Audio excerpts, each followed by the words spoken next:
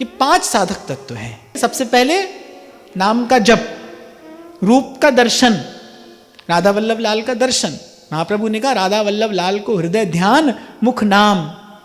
जितना जितना एकाग्र होकर, जितना दत्तचित्त होकर आप दर्शन करेंगे, उतना ही रूप का ध्यान जो है वो स्पष्ट होता चला जाएगा, उतनी छवि हृदय में अंकित होती चली जाएगी।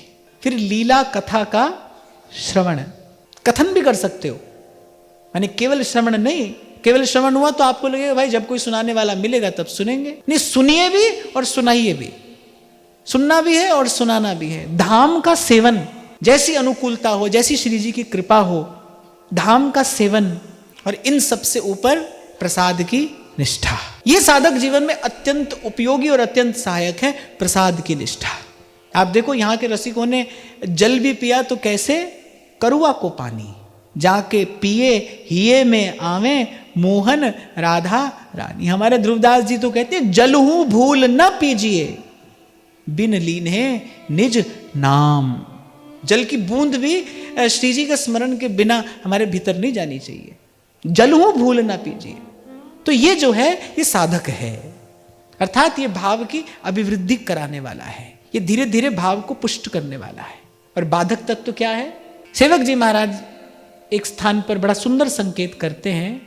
वो कहते गुप्त प्रीति को भंग संग प्रचुर अति देखियत नाहिन उपजत रंग श्री हरिवंश कृपा बिना। कह रहे उपासना तो कर रहे हैं, भक्ति तो कर रहे हैं, लेकिन भक्ति का रंग नहीं चढ़ रहा। तो जो बाधक तत्व है ना, वही कि जितना अधिक संपर्क संसर्ग होगा, क्योंकि ये उपासना एकांतिक उपासना है। भजन एकांत जिन मन समानी।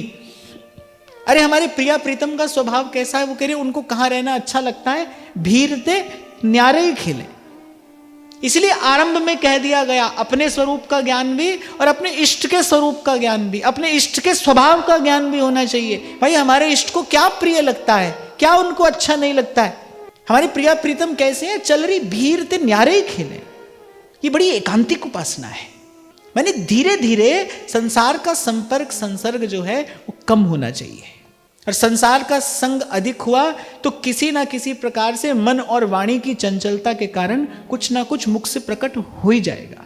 और मैंने अपने जीवन में, मैं आपकी बात नहीं कह रहा हूं, अपने जीवन में मैंने इस कारण 2-4 बार बहुत बड़ी हानि उठाई है।